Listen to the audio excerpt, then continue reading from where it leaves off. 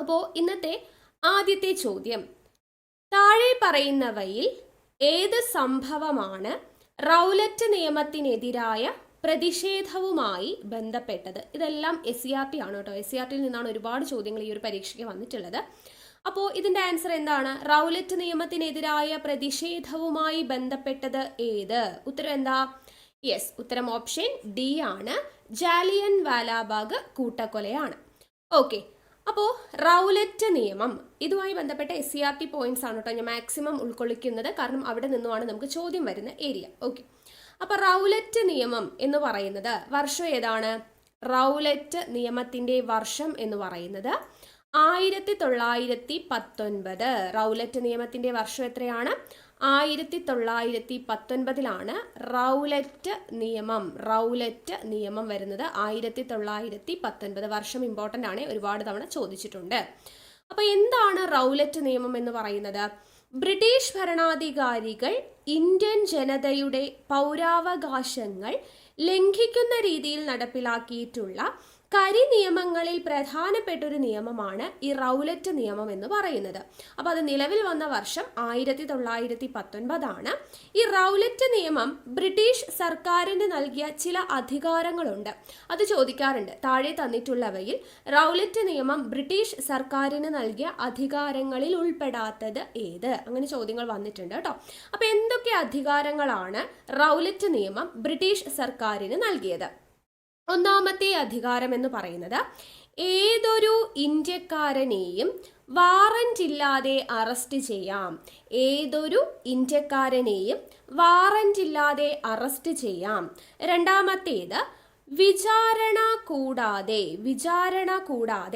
അനിശ്ചിതകാലം തടവിലിടാം. ഏതൊരു ഇന്ത്യക്കാരനെയും വാറന്റ് ഇല്ലാതെ അറസ്റ്റ് ചെയ്യാം, വിചാരണ കൂടാതെ അനിശ്ചിതകാലം തടവിലിടാം. അടുത്തൊരു അധികാരമായിരുന്നു, പ്രത്യേക കോടതികളിൽ രഹസ്യ വിചാരണ നടത്താം.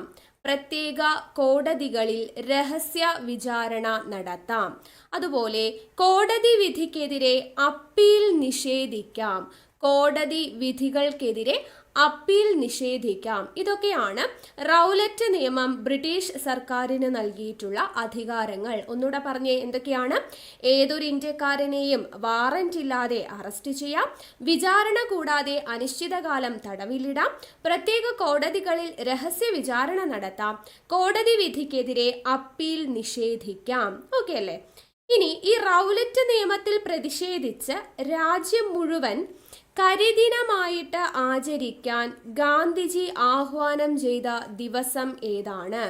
റൗലറ്റ് നിയമത്തിൽ പ്രതിഷേധിച്ചുകൊണ്ട് രാജ്യം മുഴുവൻ കരിദിനം ആചരിക്കാനായിട്ട് ഗാന്ധിജി ആഹ്വാനം ചെയ്ത ദിവസമാണ് 1919 ഏപ്രിൽ 6. 1919 ഏപ്രിൽ 6 കരിദിനമായിട്ട് ഗാന്ധിജി ആഹ്വാനം ചെയ്യുന്നത്. ഇനി പഞ്ചാബില് റൗലറ്റ് ആക്ട് നിയമത്തിനെതിരെയുള്ള സമരത്തിന് നേതൃത്വം നൽകിയതിനെ തുടർന്ന് അറസ്റ്റിലായ ജേതാക്കൾ ആരൊക്കെ? സ്ഥിരം ചോദ്യമാണ്. ആരൊക്കെയാണ്? ഡോക്ടർ സത്യപാൽ, അതുപോലെ തന്നെ ഡോക്ടർ സെയ്ഫുദ്ദീൻ കിച്ലു എന്നിവരാണ് കേട്ടോ. സെയ്ഫുദ്ദീൻ കിച്ലു ഈ രണ്ടുപേരുടെ പേരും ഇമ്പോർട്ടൻ്റ് ആണ്.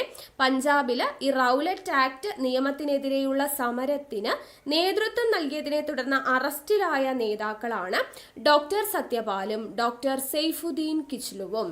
അപ്പോൾ ഇത്രയും കാര്യങ്ങൾ റൗലറ്റ് നിയമവുമായി ബന്ധപ്പെട്ട് അറിഞ്ഞിരിക്കണം.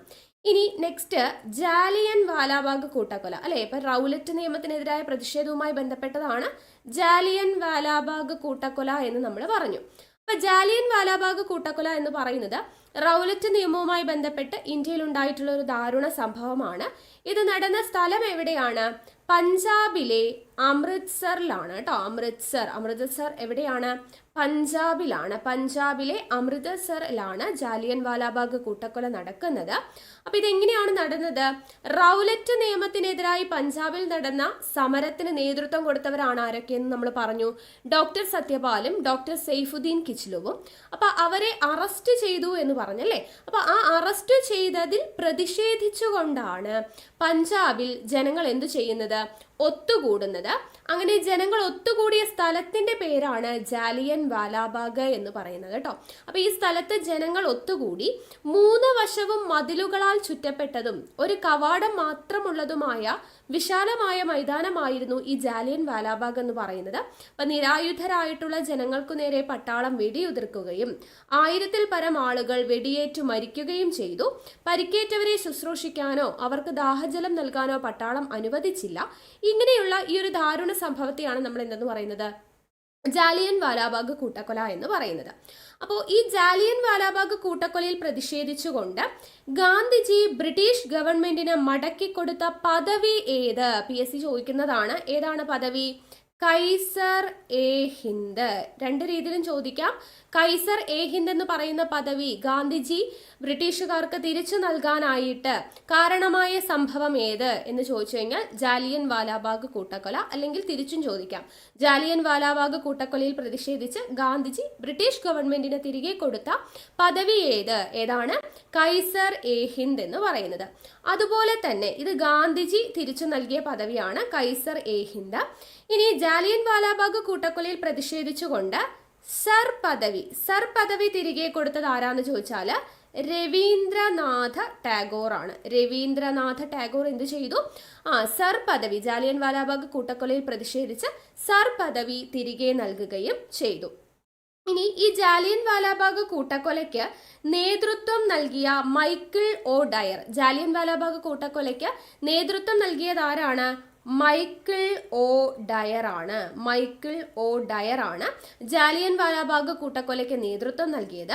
ഈ മൈക്കിൾ ഒ ഡയറിനെ വധിച്ചത് ആരാണ് എന്ന് ചോദിച്ചാൽ അത് ഉദ്ധം സിംഗ് ആണ് കേട്ടോ. എല്ലാം ഇമ്പോർട്ടൻ്റ് ആണ്, SCRTയിലുള്ള പോയിന്റ്സ് ആണ്. ജാലിയൻ വാലാബാഗ് കൂട്ടക്കൊലയ്ക്ക് നേതൃത്വം നൽകിയത് മൈക്കിൾ ഒ ഡയർ ആണ്.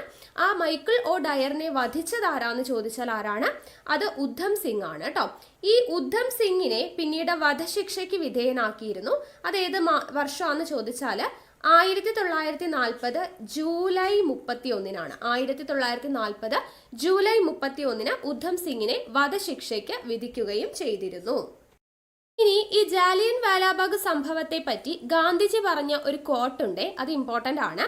അദ്ദേഹം പറഞ്ഞത് ഇങ്ങനെയാണ്: പ്ലാസി യുദ്ധം ബ്രിട്ടീഷ് ഭരണത്തിന് അടിത്തറയൊരുക്കിയിട്ടുണ്ടെങ്കിൽ ജാലിയൻ വാലാബാഗ് സംഭവം ബ്രിട്ടീഷ് ഭരണത്തിന്റെ അടിത്തറ ഇളക്കി എന്ന് പറഞ്ഞത് ആരാണ്? ഗാന്ധിജിയാണ് അങ്ങനെ പ്രസ്താവിച്ചത്. ഓക്കെ, അത്രയും കാര്യങ്ങൾ ഓർത്തിരിക്കാം.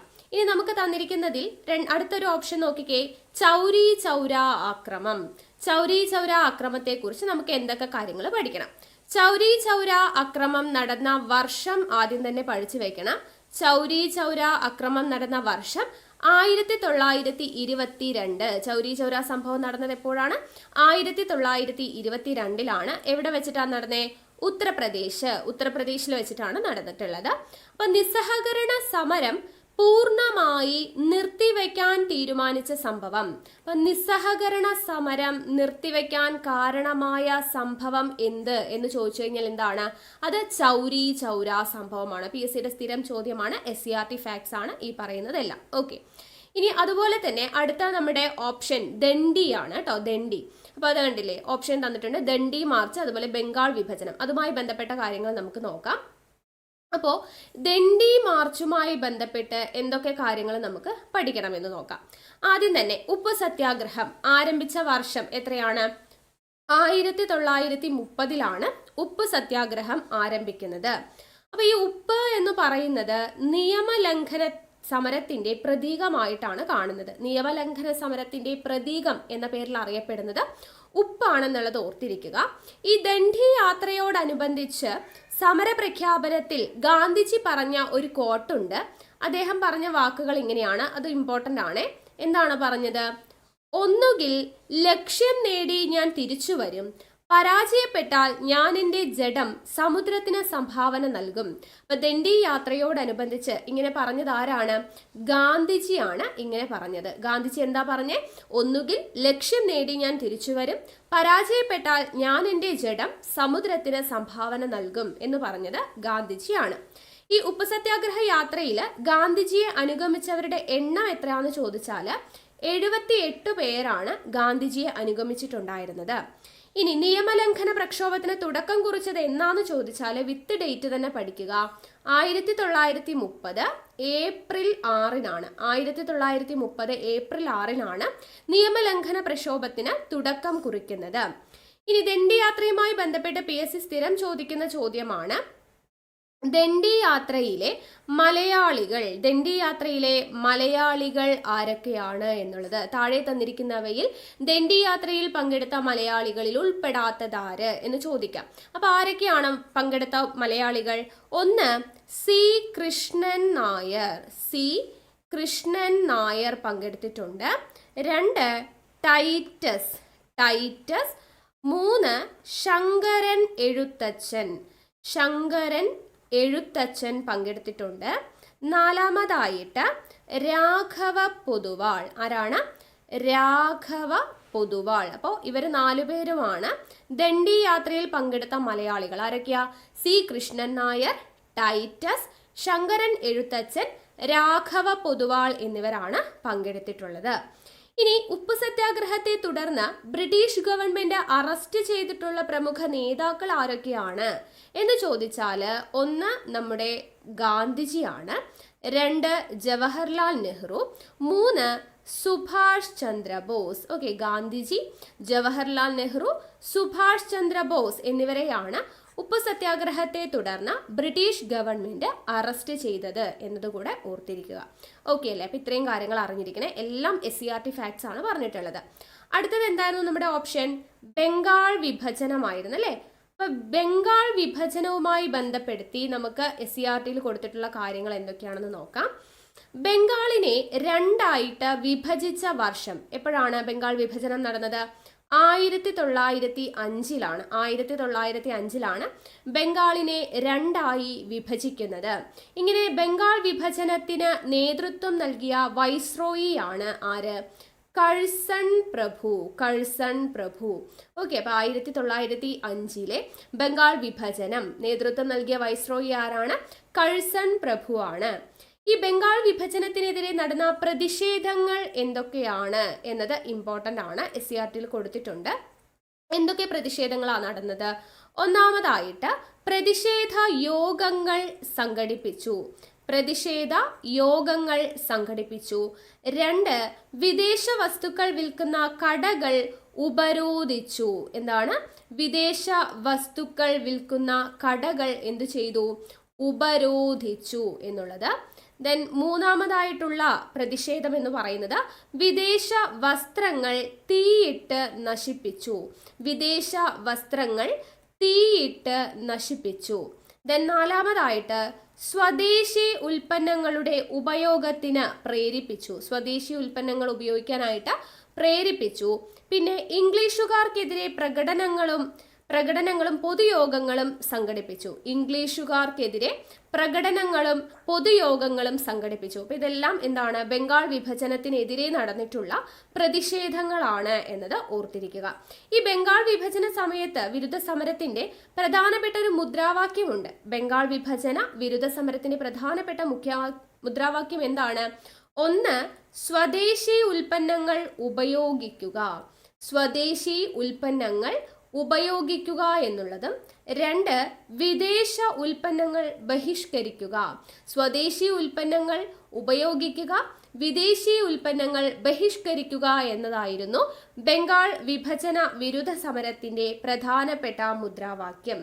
അതുപോലെ ഈ SCERTയിൽ കൊടുത്തിട്ടുള്ള ഒരു പോയിന്റ് ആണ്, വിദേശ നിർമ്മിത പഞ്ചസാരയ്ക്ക് പകരം ദേശീയവാദികൾ പ്രോത്സാഹിപ്പിച്ചിരുന്നത് എന്താണ്? പഞ്ചസാരയ്ക്ക് പകരം ശർക്കരയാണ് അവര് പ്രോത്സാഹിപ്പിച്ചിരുന്നത് എന്നുള്ളതും കൂടെ ഓർത്തിരിക്കുക. ഓക്കെ, അപ്പൊ ഇത്രയും കാര്യങ്ങൾ നമുക്ക് ഈ ഒരു ചോദ്യവുമായിട്ട് റിലേറ്റ് ചെയ്തിട്ട് പഠിക്കണം.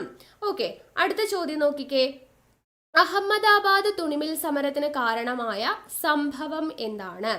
അഹമ്മദാബാദ് തുണിമിൽ സമരത്തിന് കാരണമായ സംഭവം ഏതാണ്? സംഭവം യെസ്, ഉത്തരം ഓപ്ഷൻ ബി ആണ്.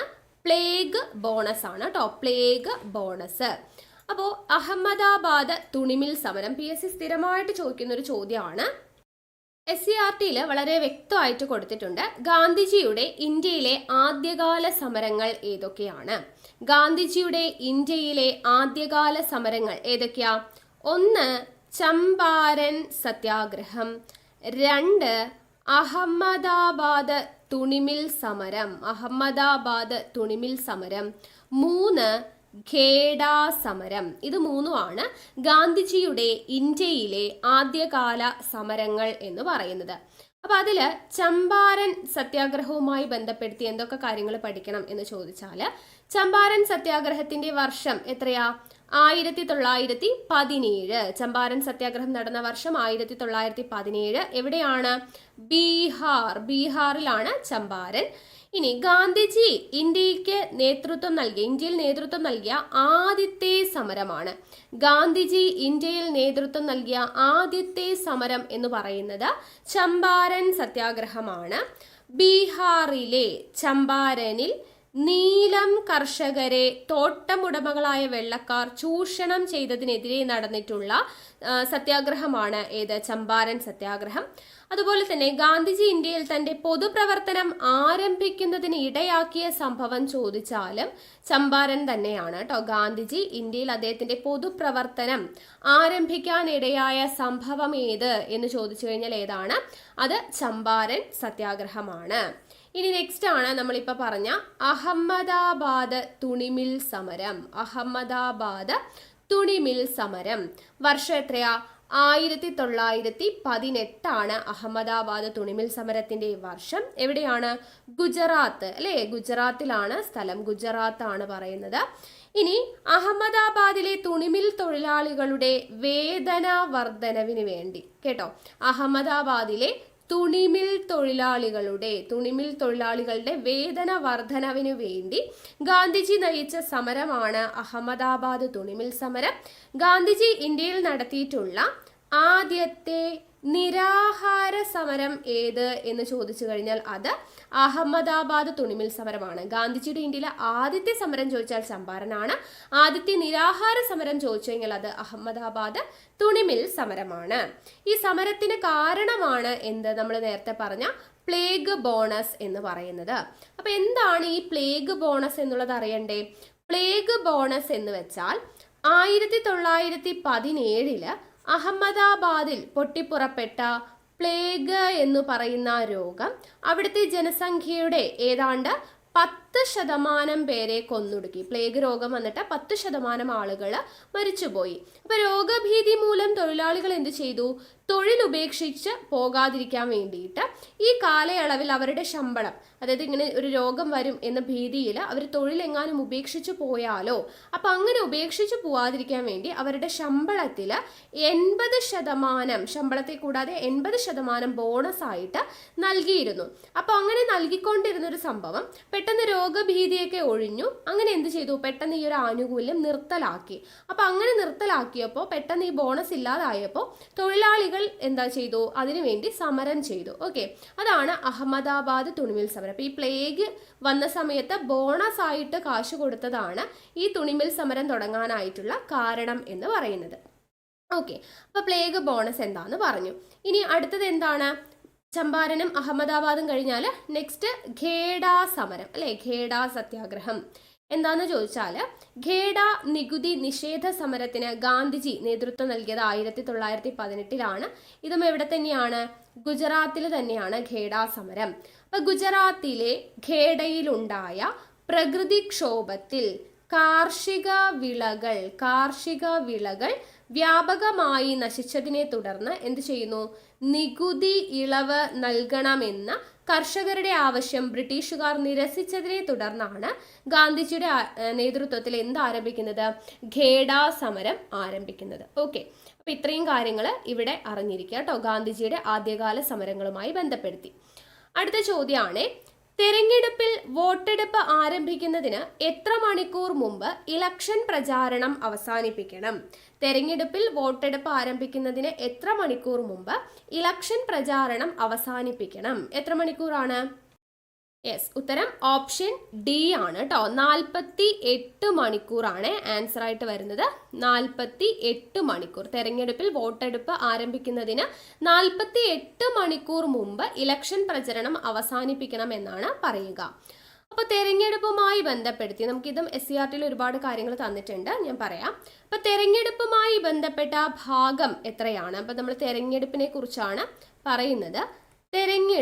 തെരഞ്ഞെടുപ്പുമായി ബന്ധപ്പെട്ട ഭാഗം ചോദിച്ചു കഴിഞ്ഞാൽ ഭാഗം 15 ഭാഗം 15 തെരഞ്ഞെടുപ്പുമായി ബന്ധപ്പെട്ട് പറയുന്നത്. ആർട്ടിക്കിൾ ചോദിച്ചാൽ ആർട്ടിക്കിൾ 324 മുതൽ 329 വരെ, ആർട്ടിക്കിൾ 324 മുതൽ 329 വരെയുള്ള ആർട്ടിക്കിളിലാണ് തെരഞ്ഞെടുപ്പിനെ കുറിച്ച് പ്രതിപാദിക്കുന്നത്. ഇനി സ്വതന്ത്ര ഇന്ത്യയിലെ ആദ്യത്തെ വോട്ടർ ആരാണ്? PSCയുടെ സ്ഥിരം ചോദ്യമാണ്. സ്വതന്ത്ര ഇന്ത്യയിലെ ആദ്യത്തെ വോട്ടർ ആരാ? ശ്യാം സരൺ നേഗിയാണ് കേട്ടോ.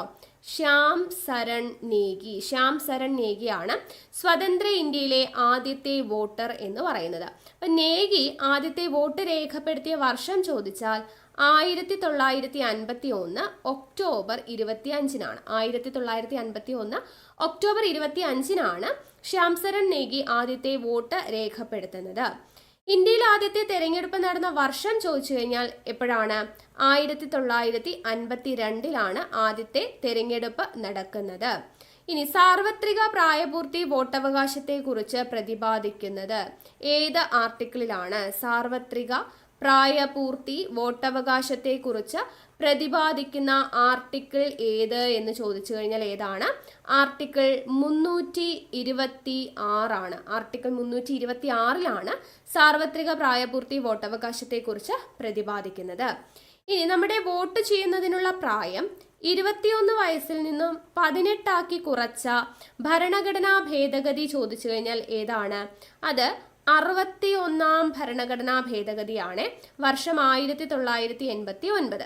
1989 61 ഭേദഗതി പ്രകാരമാണ് വോട്ടിംഗ് പ്രായം 21 വയസ്സിൽ നിന്നും 18 വയസ്സാക്കി കുറച്ചത് എന്നത് ഓർത്തിരിക്കുക. ഇനി സ്വതന്ത്ര ഇന്ത്യയിലെ ആദ്യത്തെ മുഖ്യ തെരഞ്ഞെടുപ്പ് കമ്മീഷണർ ആരാണ്? PSC സ്ഥിരം ചോദ്യമാണ്. ആരാ? സുകുമാർ സെൻ ആണ് കേട്ടോ. സുകുമാർ സെൻ ആണ് സ്വതന്ത്ര ഇന്ത്യയിലെ ആദ്യത്തെ മുഖ്യ തെരഞ്ഞെടുപ്പ് കമ്മീഷണർ ആര് എന്ന് ചോദിച്ചു കഴിഞ്ഞാൽ ആരാണ്? സുകുമാർ സെൻ ആണ് എന്നുള്ളത് ഓർത്തിരിക്കുക. ഇനി തെരഞ്ഞെടുപ്പ് കമ്മീഷന് കുറച്ച് ചുമതലകളൊക്കെ ഉണ്ട്. എന്താണ് തെരഞ്ഞെടുപ്പ് കമ്മീഷന്റെ ചുമതലകൾ എന്തൊക്കെയാണ് എന്ന് ചോദിച്ചു കഴിഞ്ഞാൽ തെരഞ്ഞെടുപ്പിന് മേൽനോട്ടം വഹിക്കുന്നത് തെരഞ്ഞെടുപ്പ് കമ്മീഷനാണ്. അതുപോലെ വോട്ടർ പട്ടിക തയ്യാറാക്കുക, തെരഞ്ഞെടുപ്പ് പ്രക്രിയയുടെ വിവിധ ഘട്ടങ്ങളിലൂടെയുള്ള തീയതി പ്രഖ്യാപിക്കുക, തെരഞ്ഞെടുപ്പ്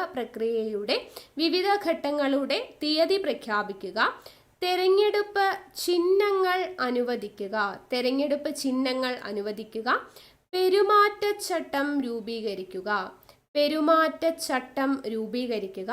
തെരഞ്ഞെടുപ്പ് ഉദ്യോഗസ്ഥരുടെ നിയമനവും പരിശീലനവും ചെയ്യുക, വോട്ടെണ്ണൽ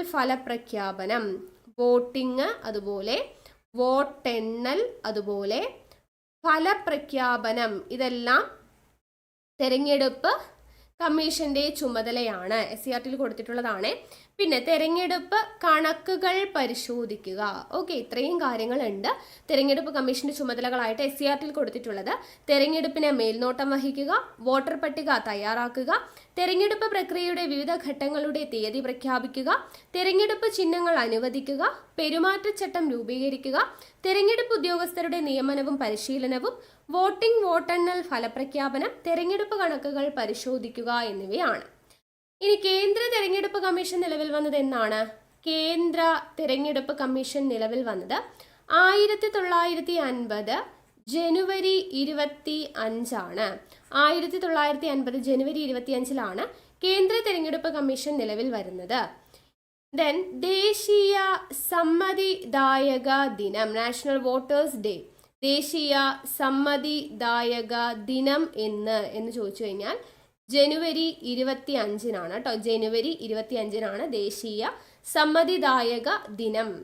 ഇനി നമ്മൾ പറഞ്ഞു പോളിംഗ് അല്ലേ. പോളിംഗ് എന്ന് പറയുമ്പോൾ വോട്ടിങ്ങുമായി ബന്ധപ്പെട്ട് തെരഞ്ഞെടുപ്പുമായി ബന്ധപ്പെട്ട് പോളിംഗ് ആരംഭിക്കുന്ന സമയം ചോദിച്ചു കഴിഞ്ഞാൽ കാലത്ത് 7 മണിയാണ് കേട്ടോ. 7 AM ആണ്. കാലത്ത് 7 മണിയാണ് പോളിംഗ് ആരംഭിക്കുന്ന സമയം. ഈ പോളിംഗ് അവസാനിക്കുന്നതിന് എത്ര മണിക്കൂർ മുമ്പ് പ്രചാരണം അവസാനിപ്പിക്കണം? നമ്മൾ പറഞ്ഞു 48 മണിക്കൂർ മുമ്പ് പ്രചാരണം അവസാനിപ്പിക്കണം എന്നുള്ളത്. ഇനി തെരഞ്ഞെടുപ്പുമായി ബന്ധപ്പെട്ട് പറയുമ്പോൾ തെരഞ്ഞെടുപ്പിൽ മത്സരിക്കുന്നതിന് ചില പ്രായപരിധിയുണ്ട് അല്ലേ? ഓരോ തെരഞ്ഞെടുപ്പിനും മത്സരിക്കാനായിട്ട് ചില പ്രായപരിധിയുണ്ട്. ഇത് MECERT കൊടുത്തിട്ടുണ്ട് കേട്ടോ. അപ്പോൾ ഓരോ പ്രായപരിധി, ആദ്യം രാഷ്ട്രപതിയായിട്ട് തെരഞ്ഞെടുപ്പിൽ മത്സരിക്കുവാനുള്ള കുറഞ്ഞ പ്രായപരിധി എത്രയാണ്? 35 വയസ്സാണ് കേട്ടോ, രാഷ്ട്രപതി. അതുപോലെ ഉപരാഷ്ട്രപതിയായി മത്സരിക്കുവാനുള്ള പ്രായപരിധി എന്ന് പറയുന്നത് 35 വയസ്സ് തന്നെയാണ്. ദെൻ രാജ്യസഭയിലോട്ടാണെങ്കിൽ പ്രായം 30 വേണ്ടത്. ലോക്സഭയിലേക്കാണെങ്കിൽ 25 വയസ്സാണ് കുറഞ്ഞ പ്രായം. ഇനി സംസ്ഥാന നിയമസഭയിലേക്കാണെങ്കിൽ 25 വയസ്സാണ് പ്രായം. ലോക്സഭയിലേക്കും സംസ്ഥാന നിയമസഭയിലേക്കും 25 ദെൻ പഞ്ചായത്തിലേക്കും അതുപോലെ നഗരസഭയിലേക്കും ഒക്കെ ആണെങ്കിൽ പ്രായം 21 ചുരുങ്ങിയത്. ഓക്കെ, അപ്പോൾ രാഷ്ട്രപതി ആവാൻ വേണ്ട പ്രായം 35, ഉപരാഷ്ട്രപതി ആവാൻ 35, രാജ്യസഭ അംഗമാവാൻ 30, ലോക്സഭയുടെ 25, നിയമസഭയുടെ 25, പഞ്ചായത്തും നഗരസഭയും 21 എന്ന് നമുക്ക് പറയാം. ഇനി ഈ തിരഞ്ഞെടുപ്പുമായി ബന്ധപ്പെട്ട ഇമ്പോർട്ടൻ്റ് ആയിട്ടുള്ള ഒരു ടേമാണ് നോട്ട എന്ന് പറയുന്നത്. എന്താണ് നോട്ട?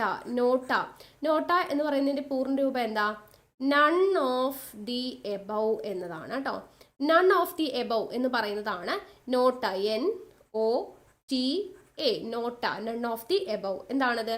തെരഞ്ഞെടുപ്പിൽ നാമനിർദ്ദേശം ചെയ്യപ്പെട്ട സ്ഥാനാർത്ഥികളിൽ ആരോടും താല്പര്യമില്ലാത്ത വോട്ടർമാർക്ക് എന്ത് ചെയ്യാം?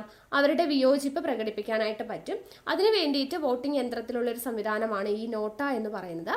നോട്ട ആദ്യമായിട്ട് നടപ്പിലാക്കിയ രാജ്യം ചോദിച്ചു കഴിഞ്ഞാൽ അത് ഫ്രാൻസ് ആണ്. നോട്ട ആദ്യമായിട്ട് നടപ്പിലാക്കിയ രാജ്യം ഫ്രാൻസ് ആണ്.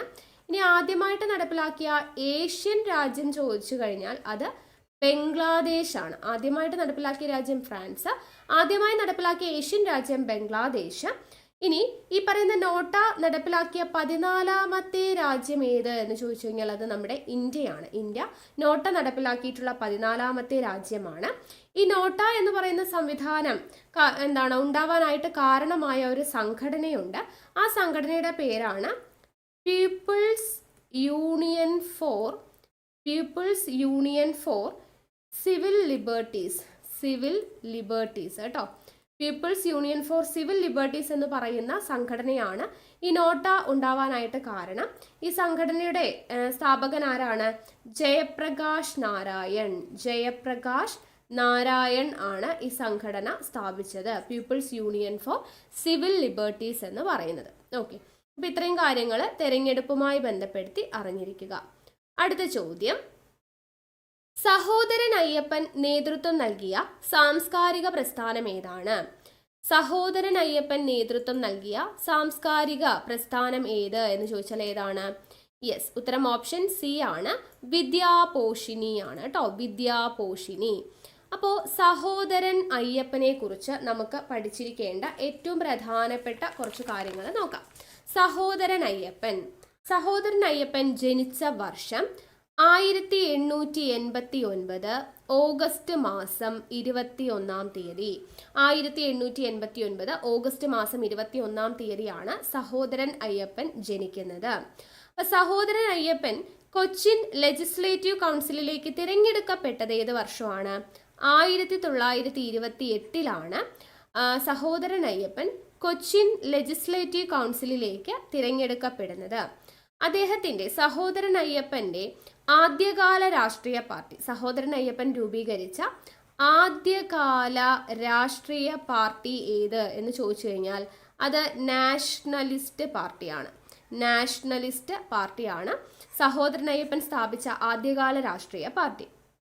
പിന്നീട് 1938 അദ്ദേഹം സ്ഥാപിച്ച രാഷ്ട്രീയ പാർട്ടിയാണ് സോഷ്യലിസ്റ്റ് പാർട്ടി. അപ്പൊ സഹോദരൻ അയ്യപ്പൻ 1938 സ്ഥാപിച്ച പാർട്ടി ഏതാണ്? സോഷ്യലിസ്റ്റ് പാർട്ടിയാണ്. പിന്നെ അദ്ദേഹം സ്ഥാപിച്ച ഒരു സംഘടനയുണ്ട്, അതാണ് എന്ത്? സഹോദര സഹോദര സംഘം, പേരിൽ തന്നെയുണ്ട്, സഹോദരൻ അയ്യപ്പൻ സ്ഥാപിച്ചതാണ് സഹോദര സംഘം. വർഷം 1917 എന്നത് ഓർത്തിരിക്കുക. ഈ സഹോദര സംഘത്തിന് ഒരു മുഖപത്രമുണ്ട്. അതിന്റെ പേരും എന്തു തന്നെയാണ്? സഹോദരൻ എന്ന് തന്നെയാണ്. അപ്പൊ തെറ്റിപ്പോകത്തില്ല. സഹോദരൻ അയ്യപ്പന്റെ ഒരു സംഘടനയാണ് എന്ത്? സഹോദര സംഘം. വർഷം 1917. അതിന്റെ മുഖപത്രമാണ് സഹോദരൻ എന്ന് പറയുന്നത്.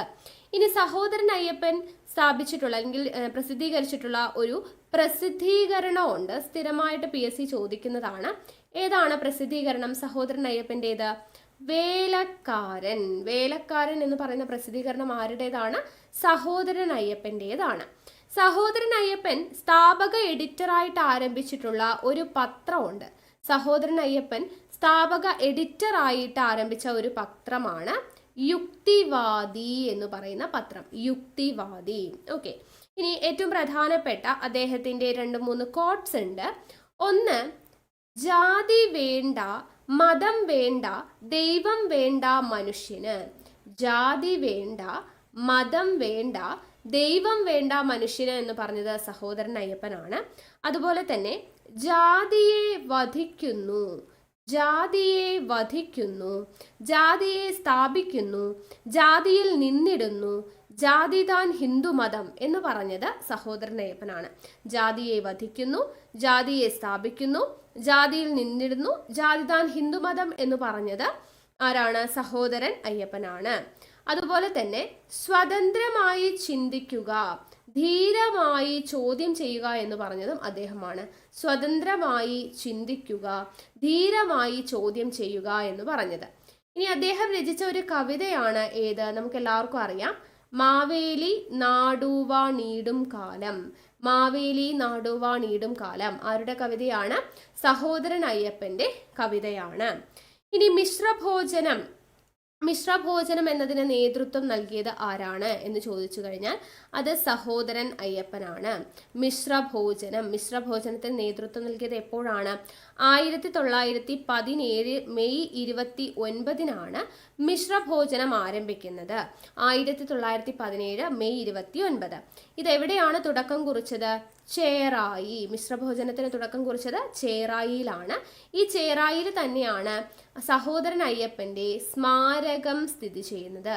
ചേറായിയിലാണ് സഹോദരൻ അയ്യപ്പന്റെ സ്മാരകം സ്ഥിതി ചെയ്യുന്നത്.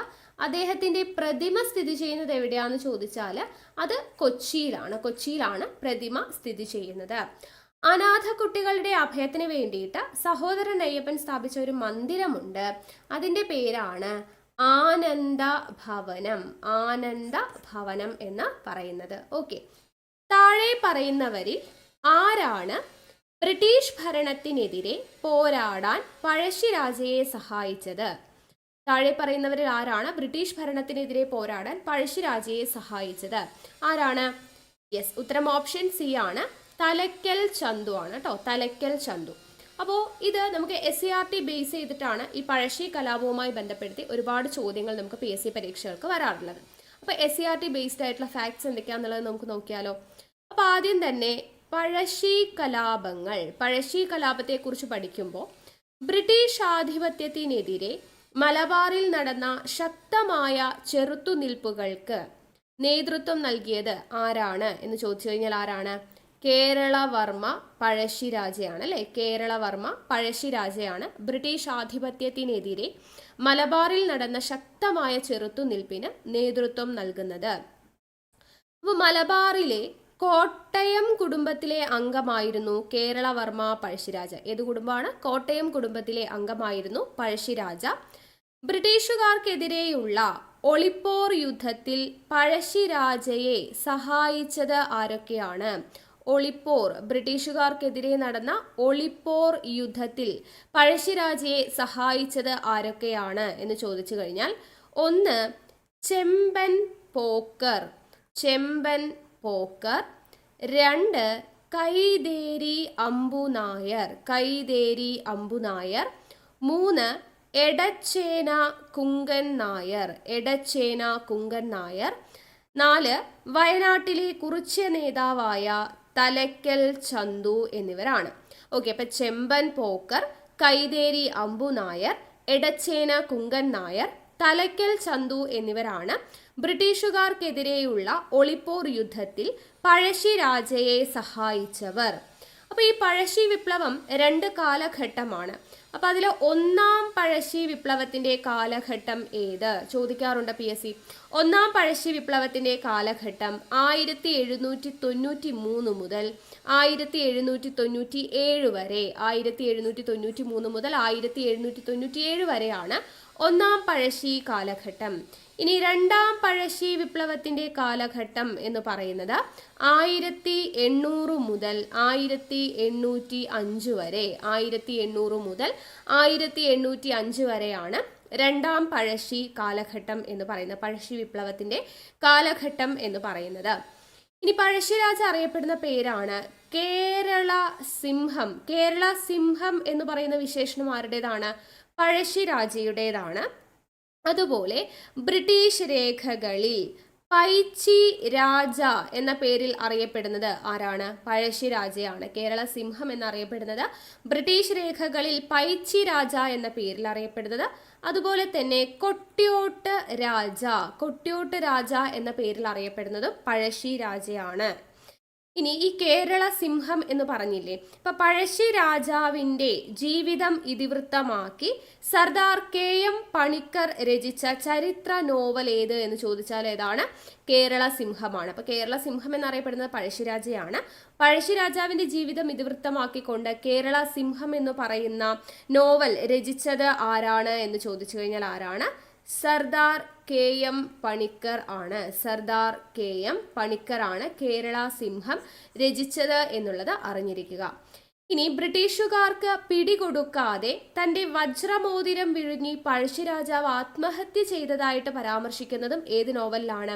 കേരള സിംഹത്തിലാണ്. കേരള സിംഹം എന്ന് പറയുന്ന നോവലിൽ ബ്രിട്ടീഷുകാർക്ക് പിടികൊടുക്കാതെ തന്റെ വജ്രമോതിരം വിഴുങ്ങി ആത്മഹത്യ ചെയ്തതായിട്ടാണ് പഴശ്ശിരാജാവിനെ ചിത്രീകരിച്ചിരിക്കുന്നത് കേരള സിംഹം എന്ന് പറയുന്ന നോവലിൽ. ഇനി പഴശ്ശിരാജ വധിക്കപ്പെട്ടത് എപ്പോഴാണ്? PSC ചോദിക്കാറുണ്ട്. 1805 നവംബർ 30-നാണ്. 1805 നവംബർ 30-നാണ് പഴശ്ശിരാജ വധിക്കപ്പെടുന്നത്. ഇനി പഴശ്ശി സ്മാരകം സ്ഥിതി ചെയ്യുന്നത് എവിടെയാണ്? പഴശ്ശി സ്മാരകം സ്ഥിതി ചെയ്യുന്നത് മാനന്തവാടി. അതുപോലെ പഴശ്ശി മ്യൂസിയം സ്ഥിതി ചെയ്യുന്നത് എവിടെയാണ്? അത് കോഴിക്കോടാണ്. കോഴിക്കോട് ഈസ്റ്റ് ഹില്ലാണ് എന്ത് സ്ഥിതി ചെയ്യുന്നത്? മ്യൂസിയം സ്ഥിതി ചെയ്യുന്നത്. ഇനി പഴശ്ശി ഡാം സ്ഥിതി ചെയ്തത് എവിടെയാണെന്ന് ചോദിച്ചാൽ കണ്ണൂരാണ്. കണ്ണൂരിലെ വളപട്ടണം പുഴയിലാണ്. വളപട്ടണം. നെക്സ്റ്റ് പഴശ്ശി ഗുഹ സ്ഥിതി ചെയ്യുന്നത് എവിടെയാണ്? അത് മലപ്പുറം ജില്ലയിലാണ്. Next Pazhassi college 2 സ്ഥലങ്ങളിലുണ്ട്. ഒന്ന് വയനാട്ടിലെ പുൽപ്പള്ളി വയനാട്, പിന്നെ അതുപോലെ കണ്ണൂരിലെ മട്ടന്നൂരിലും സ്ഥിതി ചെയ്യുന്നുണ്ട്. ഓക്കെ, വയനാട്ടിലെ പുൽപ്പള്ളി, കണ്ണൂരിലെ മട്ടന്നൂർ എന്നിവിടങ്ങളിലാണ് പഴശ്ശി കോളേജ് സ്ഥിതി ചെയ്യുന്നത്. പഴശ്ശി സ്മാരകം മാനന്തവാടി, പഴശ്ശി മ്യൂസിയം കോഴിക്കോട്, പഴശ്ശി ഡാം സ്ഥിതി ചെയ്യുന്നത് കണ്ണൂര്, പഴശ്ശി ഗുഹ മലപ്പുറം, പഴശ്ശി കോളേജ് പുൽപ്പള്ളി, മട്ടന്നൂർ എന്നിവിടങ്ങളിലാണ് സ്ഥിതി ചെയ്യുന്നത്. ഓക്കെ, അപ്പോൾ ഇത്രയും കാര്യങ്ങളാണ് കേട്ടോ SCERT ബേസ്ഡ് ആയിട്ട് നമുക്ക് പഠിക്കാനായിട്ടുള്ളത്. ഇനി അടുത്ത ചോദ്യം, വിവരാവകാശ നിയമപ്രകാരം പൊതുജനങ്ങൾക്ക് വിവരങ്ങൾ നൽകുന്നതിൽ കാലതാമസമുണ്ടായാൽ ചുമതലപ്പെട്ട ഉദ്യോഗസ്ഥൻ ഓരോ ദിവസത്തിനും ഒടുക്കേണ്ട പിഴ എത്രയാണ്? വിവരാവകാശ നിയമപ്രകാരം പൊതുജനങ്ങൾക്ക് വിവരങ്ങൾ നൽകുന്നതിൽ കാലതാമസമുണ്ടായാൽ ചുമതലപ്പെട്ട ഉദ്യോഗസ്ഥൻ ഓരോ ദിവസത്തിനും ഒടുക്കേണ്ട പിഴ എന്ന് പറയുന്നത് ഓപ്ഷൻ A ആണ്, 250 രൂപയാണ്. 250 രൂപ. അപ്പോൾ വിവരാവകാശ നിയമത്തെക്കുറിച്ച് നമുക്ക് എന്തൊക്കെ കാര്യങ്ങളാണ് പഠിച്ചിരിക്കേണ്ടത്? വിവരാവകാശ നിയമം നമുക്കറിയാം, ജനാധിപത്യത്തിന്റെ സൂര്യ തേജസ് എന്ന പേരിൽ അറിയപ്പെടുന്നത് വിവരാവകാശ നിയമമാണ്. ജനാധിപത്യത്തിന്റെ സൂര്യ തേജസ് എന്ന പേരിൽ അറിയപ്പെടുന്നത് വിവരാവകാശ നിയമമാണ്. ഈ വിവരാവകാശ നിയമത്തിനു വേണ്ടിയിട്ട് ജനകീയ പ്രചാരണം ആരംഭിച്ച ആദ്യത്തെ സംഘടനയാണ് ഏത്? മസ്ദൂർ കിസാൻ ശക്തി സംഗതൻ, MKSS മസ്ദൂർ കിസാൻ ശക്തി സംഘടൻ എവിടെയാണ്? രാജസ്ഥാനിലെ സംഘടനയാണ് മസ്ദൂർ കിസാൻ ശക്തി സംഘടൻ എന്ന് പറയുന്നത്. ഈ മസ്ദൂർ കിസാൻ ശക്തി സംഘടന്റെ സ്ഥാപക എന്ന് പറയുന്നത് ആരാണ്? അരുണ റോയ് ആണ് മസ്ദൂർ കിസാൻ ശക്തി സംഘടന്റെ സ്ഥാപക എന്ന് പറയുന്നത്. ഇനി വിവരാവകാശ നിയമത്തിന്റെ പിൻഗാമി എന്നറിയപ്പെടുന്നത് ആരാണ്? Freedom of information act 2002. Okay, freedom of information act 2002 freedom of information act 2002 ആണ് വിവരാവകാശ നിയമത്തിന്റെ പിൻഗാമി എന്ന് അറിയപ്പെടുന്നത്. ലോകത്തിൽ ആദ്യമായി വിവരാവകാശ നിയമം പാസാക്കിയ രാജ്യം ഏതാണ്? സ്വീഡൻ ആണ് കേട്ടോ. സ്വീഡൻ ലോകത്തിൽ ആദ്യമായിട്ട് വിവരാവകാശ നിയമം പാസാക്കിയ രാജ്യമാണ് സ്വീഡൻ. ഏതു വർഷം? 1766 ലോകത്തിൽ ആദ്യമായി വിവരാവകാശ നിയമം പാസാക്കിയ രാജ്യമാണ് സ്വീഡൻ. ഇനി 2005 വിവരാവകാശ നിയമം നിലവിൽ വന്ന ആദ്യത്തെ സംസ്ഥാനം ഏത് എന്ന് ചോദിച്ചു കഴിഞ്ഞാൽ അത് രാജസ്ഥാനാണ്. 2005 വിവരാവകാശ നിയമം നിലവിൽ വന്ന ആദ്യത്തെ സംസ്ഥാനം ചോദിച്ചു കഴിഞ്ഞാൽ അതേതാണ്? അത് രാജസ്ഥാനാണ് എന്നുള്ളത് അറിഞ്ഞിരിക്കുക. ഇനി വിവരാവകാശ നിയമം 2005 ലോക്സഭ പാസാക്കുന്നത് എപ്പോഴാണ്? 2005 മെയ് 11 2005 മെയ് 11 ലോക്സഭ പാസാക്കുന്നത്. 11 കേട്ടോ, 11. ഇനി രാജ്യസഭ പാസാക്കുന്നത് 2005 മെയ് 12 2005 മെയ് 12. പ്രസിഡന്റ് ഒപ്പുവച്ചത് 2005 വിവരാവകാശ നിയമം 2005 പ്രസിഡന്റ് ഒപ്പുവച്ചത് എപ്പോഴാണ്? 2005 ജൂൺ മാസം 15 ജൂൺ 15 പ്രസിഡന്റ് ഒപ്പുവെക്കുന്നത്. ഇനി ഇത് നിലവിൽ വരുന്നത് എപ്പോഴാണെന്ന് ചോദിച്ചാൽ 2005 ഒക്ടോബർ 12 ഇമ്പോർട്ടൻ്റ് ആണ്. വിവരാവകാശ നിയമം 2005 ലോക്സഭ പാസാക്കുന്നത് 2005 മെയ് 11, രാജ്യസഭ പാസാക്കുന്നത് 2005 മെയ് 12, പ്രസിഡന്റ് ഒപ്പുവെക്കുന്നത് 2005 ജൂൺ 15, നിലവിൽ വന്നത് 2005 ഒക്ടോബർ 12. ഇനി ഇന്ത്യയിൽ വിവരാവകാശ നിയമം 2005 പാസാക്കുന്ന സമയത്തെ പ്രധാനമന്ത്രി ആര് എന്ന് ചോദിച്ചു കഴിഞ്ഞാൽ, അതായത് ഇന്ത്യയിൽ വിവരാവകാശ നിയമം പാസാക്കുന്ന സമയത്ത് ഈ ഒരു സമയത്തെ പ്രധാനമന്ത്രി എന്ന് പറയുന്നത് ആരാണ്? മൻമോഹൻ സിംഗ് ആണ് പ്രധാനമന്ത്രി. ആ സമയത്തെ പ്രസിഡന്റ് ആര് എന്ന് ചോദിച്ചു കഴിഞ്ഞാൽ APJ അബ്ദുൽ കലാം ആണ്. പ്രസിഡന്റ് ആരാണ്? APJ അബ്ദുൽ കലാം. ഇനി വിവരാവകാശ നിയമത്തിൽ ഉള്ള അധ്യായങ്ങളുടെ എണ്ണം, വിവരാവകാശ നിയമത്തിൽ ഉൾക്കൊണ്ടിട്ടുള്ള അധ്യായങ്ങൾ എത്ര? അധ്യായങ്ങളുടെ എണ്ണം ചോദിച്ചു കഴിഞ്ഞാൽ 6 അധ്യായങ്ങളാണ് വിവരാവകാശ നിയമത്തിൽ ഉൾപ്പെട്ടിട്ടുള്ളത്. ഒന്നാമത്തെ അധ്യായത്തിൽ പറയുന്നത് എന്താണ്? ഒന്നാമത്തെ അധ്യായത്തിൽ പറയുന്നത് പ്രാരംഭികം. രണ്ടാമത്തെ അധ്യായം എന്ന് പറയുന്നത് വിവരത്തിനുള്ള അവകാശവും പൊതു അധികാര സ്ഥാപനങ്ങളുടെ കടമകളും. വിവരത്തിനുള്ള അവകാശവും പൊതു അധികാര സ്ഥാപനങ്ങളുടെ കടമകളും. മൂന്നാമത്തെ അധ്യായം പറയുന്നത് കേന്ദ്ര വിവരാവകാശ കമ്മീഷനെ കുറിച്ചാണ്. അധ്യായം 3 പറയുന്നു. അധ്യായം 4 പറയുന്നത് സംസ്ഥാന വിവരാവകാശ കമ്മീഷനെ കുറിച്ചാണ്. സംസ്ഥാന വിവരാവകാശ കമ്മീഷൻ. ഇനി അധ്യായം 5 പറയുന്നത് എന്താണ്? വിവരാവകാശ കമ്മീഷനുകളുടെ അധികാരങ്ങളും ചുമതലകളും അപ്പീലുകളും പിഴകളും. വിവരാവകാശ കമ്മീഷനുകളുടെ അധികാരങ്ങൾ, അതുപോലെ ചുമതലകൾ, അതുപോലെ അപ്പീലുകൾ, അതുപോലെ പിഴകൾ എന്നിവയെക്കുറിച്ചാണ് അധ്യായം 5 പറയുന്നത്. അധ്യായം 6 പറയുന്നത് എന്താണ്? മിസലേനിയസ് ആണ്, അതായത് പല വക എന്ന് പറയുന്ന ഭാഗമാണ് അധ്യായം 6 വരുന്നത്. അപ്പൊ അധ്യായം 6 അധ്യായമാണ് വിവരാവകാശ നിയമത്തിലുള്ളത്. ഒന്നാമത്തെ അധ്യായം പ്രാരംഭികം, 2 വിവരത്തിനുള്ള അവകാശവും പൊതു അധികാര സ്ഥാപനങ്ങളുടെ കടമകളും. ഇനി അധ്യായം 3 കേന്ദ്ര വിവരാവകാശ കമ്മീഷൻ, അധ്യായം 4 സംസ്ഥാന വിവരാവകാശ കമ്മീഷൻ, അധ്യായം അധ്യായം 5 പറയുന്നത് വിവരാവകാശ കമ്മീഷനുകളുടെ അധികാരങ്ങളും ചുമതലകളും അപ്പീലുകളും പിഴകളും. അധ്യായം 6 പറയുന്നത് പലവക. ഇനി എത്ര വകുപ്പുകളാണ് അടങ്ങിയിരിക്കുന്നത് വിവരാവകാശ നിയമത്തിൽ എന്ന് ചോദിച്ചാൽ 31 വകുപ്പുകളാണ്. 31 വകുപ്പുകൾ. ഇനി എത്ര പട്ടിക അഥവാ സ്കെഡ്യൂളുകൾ എത്രയാണെന്ന് ചോദിച്ചാൽ 2 സ്കെഡ്യൂളാണ് അടങ്ങിയിട്ടുള്ളത്. അപ്പൊ ഈ 2 സ്കെഡ്യൂളിൽ ഒന്നാമത്തെ പട്ടികയിൽ പറയുന്നത് കേന്ദ്ര സംസ്ഥാന മുഖ്യ വിവരാവകാശ കമ്മീഷണറുടെയും കമ്മീഷണർമാരുടെയും സത്യപ്രതിജ്ഞയെ കുറിച്ചാണ്.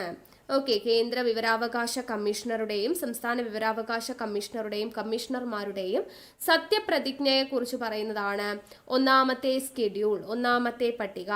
രണ്ടാമത്തെ പട്ടിക പറയുന്നത് ഏതൊക്കെ സ്ഥാപനങ്ങൾ വിവരങ്ങൾ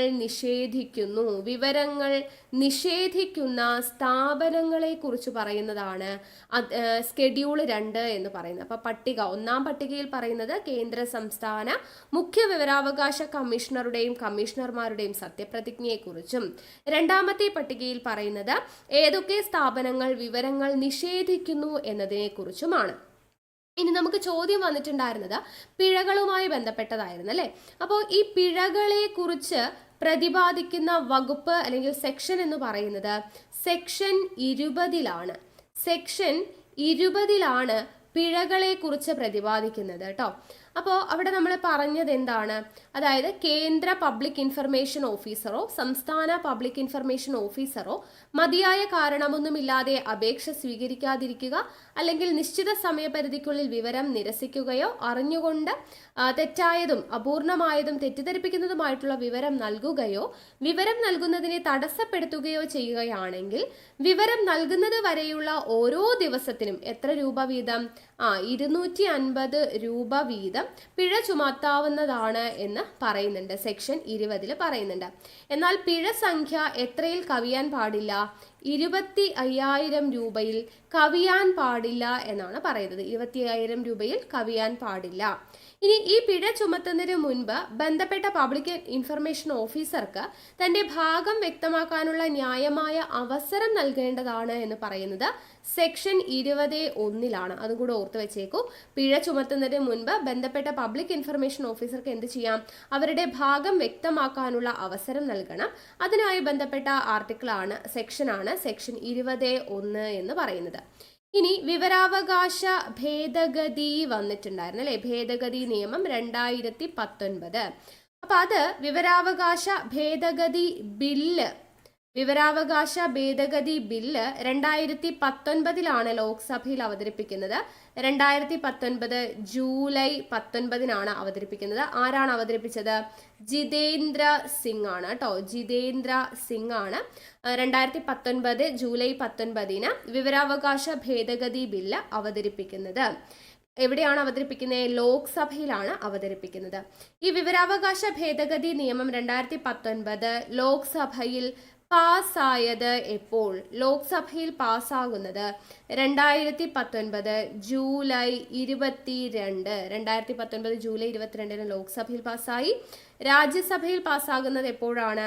2019 ജൂലൈ 25. 2019 ജൂലൈ 25 രാജ്യസഭയിൽ പാസ്സാവുന്നത്. ഇനി രാഷ്ട്രപതി ഒപ്പുവയ്ക്കുന്നത്, പ്രസിഡന്റ് ഒപ്പുവയ്ക്കുന്നത് എപ്പോഴാണ് എന്ന് ചോദിച്ചാൽ 2019 ഓഗസ്റ്റ് 1. 2019 August 1 president ഒപ്പുവയ്ക്കുന്നത്. അപ്പോൾ ലോക്സഭയിൽ അവതരിപ്പിക്കുന്നത് 2019 ജൂലൈ 22, രാജ്യസഭയിൽ അവതരിപ്പിക്കുന്നത് 2019 ജൂലൈ 25, പ്രസിഡന്റ് ഒപ്പുവയ്ക്കുന്നത് 2019 ഓഗസ്റ്റ് 1. ഈ വിവരാവകാശ നിയമപ്രകാരം വിവരം ലഭിക്കുന്നതിന് വേണ്ടിയിട്ടുള്ള അപേക്ഷാ ഫീസ് എത്രയാണ്? 10 രൂപയാണ് കേട്ടോ. 10 രൂപയാണ് അപേക്ഷാ ഫീസ്. വിവരാവകാശ നിയമപ്രകാരം വിവരം ലഭിക്കുന്നതിനുള്ള അപേക്ഷാ ഫീസ് എന്ന് പറയുന്നത് 10 രൂപയാണ്. ഇനി ഇതിന്റെ ഫീസ് നിരക്കുകൾ. ഇപ്പൊ നമുക്ക് വിവരം ലഭിക്കേണ്ടത് ഒരു A4 സൈസ് പേപ്പറിലാണെന്ന് വിചാരിക്കാം. അങ്ങനെയാണെങ്കിൽ പേജ് 1-ന് 3 രൂപ നൽകിയെങ്കിലാണ് നമുക്ക് വിവരങ്ങൾ നൽകത്തുള്ളൂ. ഓക്കെ, അപ്പൊ A4 സൈസിലാണ് നമുക്ക് വിവരങ്ങൾ ആവശ്യമെങ്കിൽ പേജ് 1-ന് 3 രൂപ നമ്മൾ കൊടുക്കണം. ഇനി അഥവാ ഒരു CD അല്ലെങ്കിൽ ഫ്ലോപ്പിയിലൊക്കെയാണ് നമുക്ക് വിവരങ്ങൾ ആവശ്യമെങ്കിൽ അതിന് ഒന്നിന് 75 രൂപ വെച്ചിട്ട് നമ്മൾ കൊടുക്കേണ്ടതായിട്ടുണ്ട്. ഇനി നമ്മൾ നേരിട്ടാണ് വിവരങ്ങൾ അന്വേഷിക്കുന്നത് എന്നുണ്ടെങ്കിൽ ആദ്യത്തെ 1 മണിക്കൂർ കേട്ടോ, ആദ്യത്തെ 1 മണിക്കൂർ എന്ന് പറയുന്നത് സൗജന്യമായിട്ടാണ്. ആദ്യത്തെ 1 മണിക്കൂർ സൗജന്യമാണ്. പിന്നീട് ഓരോ 30 മിനിറ്റിനും പിന്നീടുള്ള ഓരോ 30 മിനിറ്റിനും 10 രൂപ വീതം ഫീസ് നമ്മൾ നൽകേണ്ടതാണ്. അപ്പോൾ A4 സൈസിൽ വിവരങ്ങൾ ലഭിക്കാൻ പേജ് 1-ന് 3 രൂപ, CD അല്ലെങ്കിൽ ഫ്ലോപ്പിയിൽ വിവരങ്ങൾ ലഭിക്കാൻ 75 രൂപ, നേരിട്ടുള്ള വിവരങ്ങൾ ലഭിക്കാനായിട്ട് ആദ്യത്തെ 1 മണിക്കൂർ സൗജന്യമായിട്ടും പിന്നീടുള്ള ഓരോ 30 മിനിറ്റിനും 10 രൂപ എന്ന നിരക്കിലും നമ്മൾ ഫീസ് അടയ്ക്കേണ്ടതാണ് എന്നുള്ളത് ഓർത്തിരിക്കുക. ഇനി നമുക്ക് വിവരങ്ങൾ, നമ്മൾ അപേക്ഷ നൽകുന്ന സമയത്ത് നമുക്ക് വിവരങ്ങൾ നൽകണമല്ലോ. അപ്പോൾ നമ്മൾ അപേക്ഷ നൽകുന്നത് പബ്ലിക് ഇൻഫർമേഷൻ ഓഫീസർക്കാണെങ്കിൽ പബ്ലിക് ഇൻഫർമേഷൻ ഓഫീസർ നമുക്ക് എത്ര ദിവസത്തിനുള്ളിൽ മറുപടി നൽകണം? 30 ദിവസത്തിനുള്ളിൽ. 30 ദിവസത്തിനുള്ളിലാണ് പബ്ലിക് ഇൻഫർമേഷൻ ഓഫീസർ നമുക്ക് മറുപടി നൽകേണ്ടത്. ഇനി നമ്മൾ അപേക്ഷ സമർപ്പിക്കുന്നത് അസിസ്റ്റന്റ് പബ്ലിക് ഇൻഫർമേഷൻ ഓഫീസറുടെ കയ്യിലാണെങ്കിലോ അസിസ്റ്റന്റ് പബ്ലിക് ഇൻഫർമേഷൻ ഓഫീസർ 35 ദിവസത്തിനകമാണ് നമുക്ക് മറുപടി നൽകേണ്ടത്. പബ്ലിക് ഇൻഫർമേഷൻ ഓഫീസർ ആണെങ്കിൽ 30 ദിവസത്തിനുള്ളിൽ, അസിസ്റ്റന്റ് പബ്ലിക് ഇൻഫർമേഷൻ ഓഫീസർ ആണെങ്കിൽ 35 ദിവസത്തിനുള്ളിലാണ് മറുപടി നൽകേണ്ടത്.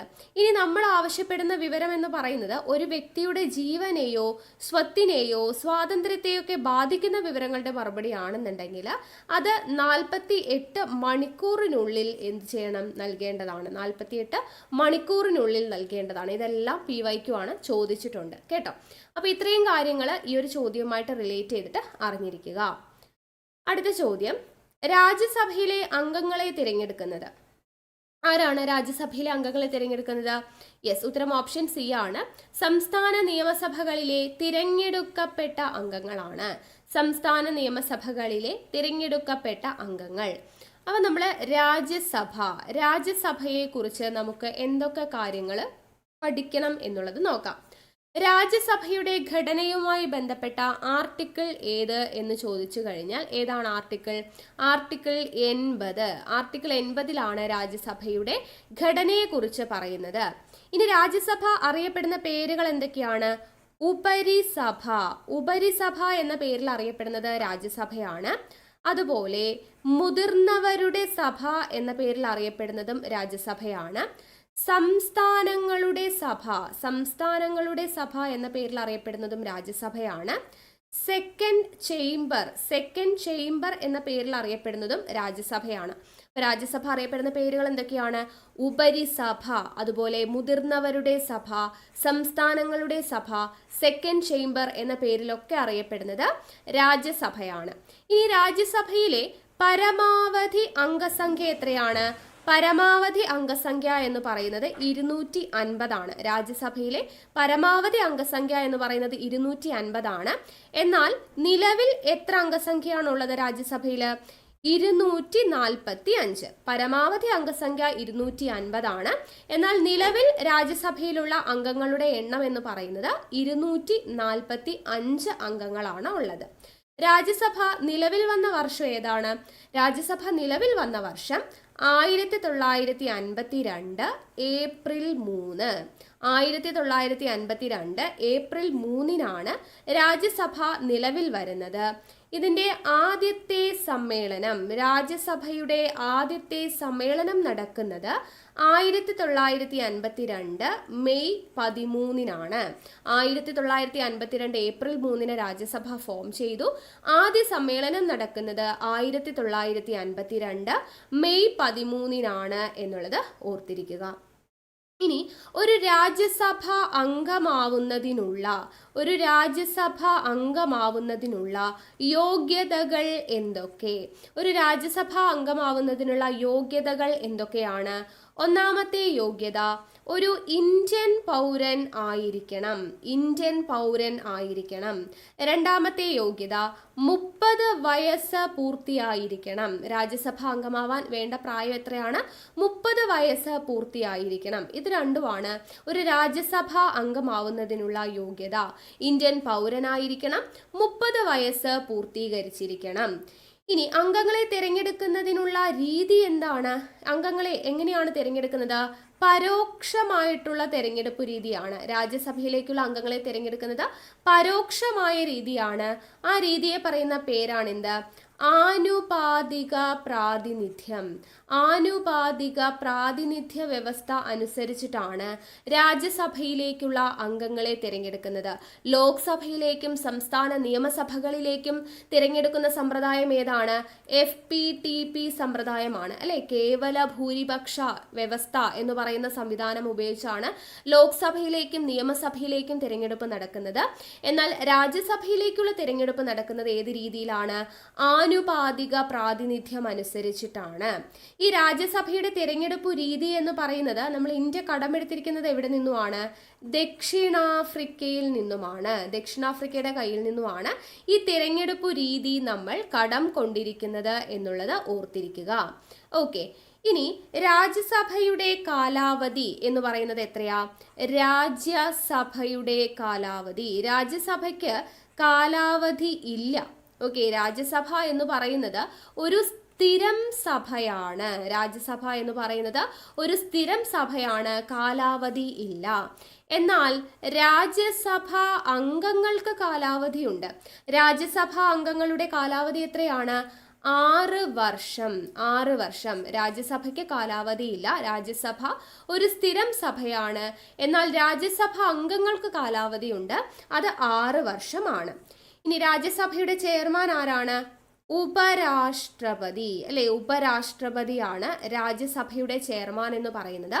അപ്പോൾ ഉപരാഷ്ട്രപതിയാണ് രാജ്യസഭയുടെ ചെയർമാൻ എന്ന് പ്രതിപാദിക്കുന്ന ആർട്ടിക്കിൾ ഏത് എന്ന് ചോദിച്ചാൽ ആർട്ടിക്കിൾ 64. ആർട്ടിക്കിൾ 64ലാണ് എന്ത് പറയുന്നത്? ഉപരാഷ്ട്രപതിയാണ് രാജ്യസഭയുടെ ചെയർമാൻ എന്ന് പറയുന്നത് ആർട്ടിക്കിൾ 64ലാണ്. ഇനി ഇന്ത്യയുടെ ആദ്യത്തെ രാജ്യസഭാ ചെയർമാൻ ആരാണ്? ഇന്ത്യയുടെ ആദ്യത്തെ രാജ്യസഭാ ചെയർമാൻ ആര് എന്ന് ചോദിച്ചു കഴിഞ്ഞാൽ ആരാണ്? ഡോക്ടർ എസ് രാധാകൃഷ്ണനാണ്. ഡോക്ടർ എസ് രാധാകൃഷ്ണനാണ് രാജ്യസഭയുടെ ആദ്യത്തെ ചെയർമാൻ എന്ന് പറയുന്നത്. ഇന്ത്യയുടെ ആദ്യത്തെ രാജ്യസഭാ ചെയർമാൻ എന്ന് പറയുന്നത് ഡോക്ടർ എസ് രാധാകൃഷ്ണനാണ്. രാജ്യസഭയുടെ പിതാവ് എന്ന പേരിൽ അറിയപ്പെടുന്നതും ഡോക്ടർ എസ് രാധാകൃഷ്ണനാണ്. രാജ്യസഭയുടെ പിതാവ് എന്ന പേരിൽ അറിയപ്പെടുന്നതും ഇന്ത്യയുടെ ആദ്യത്തെ രാജ്യസഭാ ചെയർമാൻ എന്ന് പറയുന്നതും ഡോക്ടർ എസ് രാധാകൃഷ്ണനാണ്. അപ്പൊ ഇങ്ങനെ ഇദ്ദേഹത്തെ ഡോക്ടർ എസ് രാധാകൃഷ്ണനെ രാജ്യസഭയുടെ പിതാവ് എന്ന് വിളിച്ചത് ആരാണ്? അത് ജവഹർലാൽ നെഹ്റു ആണ്. ഡോക്ടർ എസ് രാധാകൃഷ്ണനെ രാജ്യസഭയുടെ പിതാവ് എന്ന് വിളിച്ചത് ആരാണ്? വിശേഷിപ്പിച്ചത് ആരാണ് എന്ന് ചോദിച്ചു കഴിഞ്ഞാൽ ജവഹർലാൽ നെഹ്റു ആണ് എന്നുള്ള കാര്യം ഓർത്തിരിക്കുക. ഇനി ഏറ്റവും കൂടുതൽ കാലം രാജ്യസഭാ ചെയർമാനായിരുന്ന വ്യക്തി ആരാണ്? ഏറ്റവും കൂടുതൽ കാലം രാജ്യസഭാ ചെയർമാനായിട്ടുണ്ടായിരുന്ന വ്യക്തിയായിരുന്നു ഹമീദ് അൻസാരി. ആരാണ്?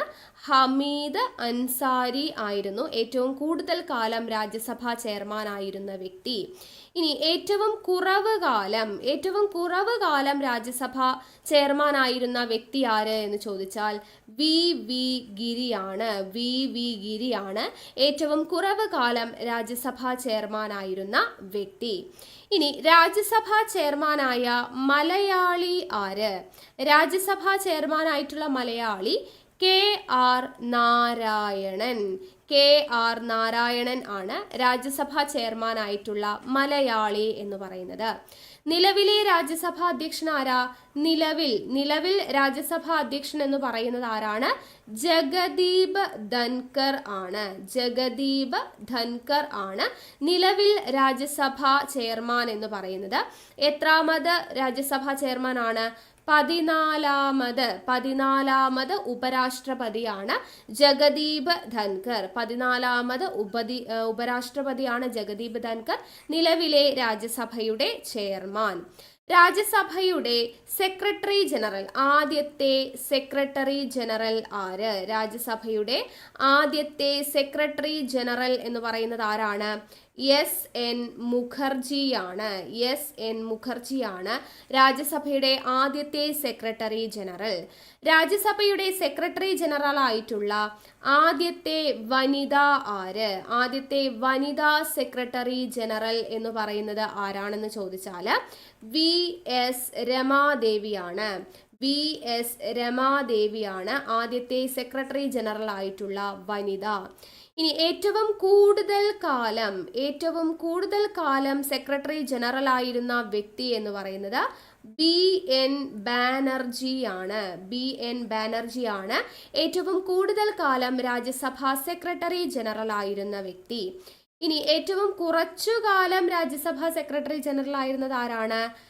SS സൊഹോനി. സൊഹോനിയാണ്. SS സൊഹോനിയാണ് ഏറ്റവും കുറച്ചു കാലം രാജ്യസഭാ സെക്രട്ടറി ജനറൽ ആയിരുന്നത്.